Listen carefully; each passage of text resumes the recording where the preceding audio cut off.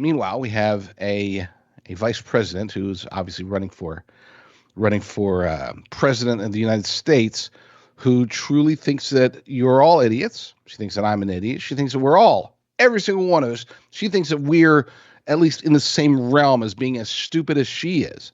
And so she's involved in the type of pandering that this isn't just about stupidity. This is about just a direct insult. I mean, if Donald Trump did anything even remotely like what Kamala Harris did at she did at one rally, but then proved that she did it at the other rally. If he even came close to doing anything like that, he would be lambasted. But now corporate media is pretending like it isn't happening. So it's up to you, my wonderful, wonderful viewers here at Worldview Tube, to get the word out and let people know, that anyone who doesn't know, preferably a Democrat, let them know just how idiotic and how much pandering and how racist Kamala Harris really is. Let's play the first clip of her. This is her in Detroit. I'm not sure it was yesterday or the day before. It was either Monday or Sunday. But let's play the one from Detroit. You better thank a union member for sick leave. You better thank a union member for paid leave. You better thank a union member for vacation time.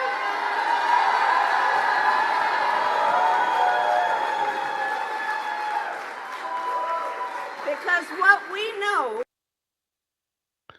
You better? What the heck is that? I've never heard her speak like that. She's done different accents before, but this one, this whole semi like a sort of foghorn leghorn, sort of like, but really what she was going for was a Detroit accent, because she's in front of a Detroit crowd. She's trying to pander to the urban population of America by talking like this. It's like, where did that come from? Now you might think to yourself, well, you know what? Maybe she just got into the moment. I know, like, for example, my wife, when she goes, we're from Oklahoma, and she would go sometimes like visit family, and then I get on the phone with her, and she will bust. I mean, she's like very much like this, but then every now and then she'll goes and hangs out with her family in Oklahoma, and within like a couple of hours, I'm like, hey, how is it? Oh, everybody's great. It's like, whoa, where did that come from? Maybe it's that, right? Maybe it's that. But then 5 hours later, she's giving pretty much the exact same speech, this time in Philadelphia, and this time to an audience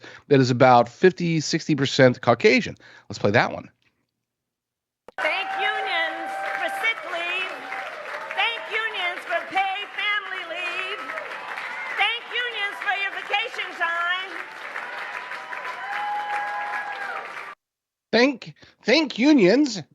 Went from, hey, you better do this to now all of a sudden, thank unions for your give me a break. I mean, it's like, what is she gonna do? What would happen if she she's talking to I don't know, an Indian crowd? Okay, she has an Indian heritage. Would she start sounding Indian? I don't know, but did you ever notice that it really is just the Democrats? Hillary Clinton, there's that famous clip of her back when she's talking, I don't darn way the way the way. She's talking, I think it was either Arkansas or someplace. It was. You always see Democrats do that. What is the deal with that? I mean, but it goes to show, because that was what Kamala did between Detroit to Philadelphia, 5 hours apart, same speech, okay, same words, different audience. Totally different accent, not even the same realm. I mean, could have been two different people if you had your eyes closed. You would have thought, wow, there's that lady's from maybe not Detroit, but she sounded more like she was from like Birmingham or something. But whatever, that urban, sort of Southern, but sort of urban, but sort of, I don't know.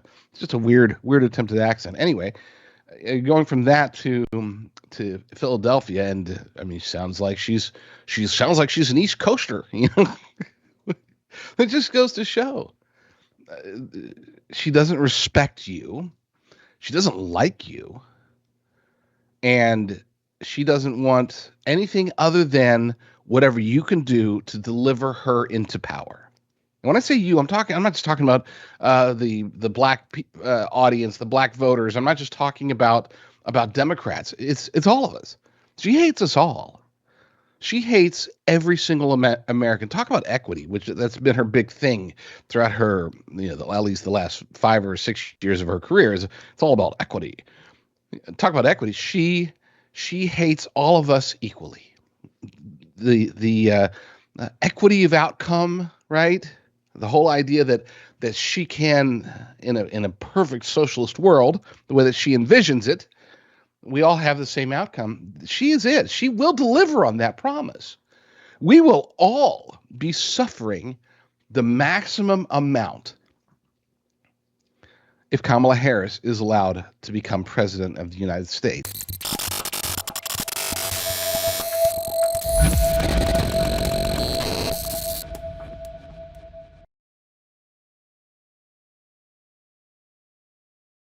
Mike Lindell here, and like you, I see our country being destroyed daily. We face massive economic issues, and I can tell you from firsthand experience, there are people in power who threaten the values that have made our country great. Well, I've been a believer in gold and silver for a long time, and I've searched for years for a partner that shares my values. Well, Genesis Gold Group showed me how easy it is to protect your IRA, 401k, or your retirement with gold and silver. Their faith-driven approach to service and stewardship is one that stands out from the rest. To get your free definitive gold guide and get started learning more about investing in gold and protecting your retirement from uncertain times, visit treasureandtrust.com now. Fill out the basic contact form and a member of the team will be in touch. Again, that's treasureandtrust.com or call 855-625-7760.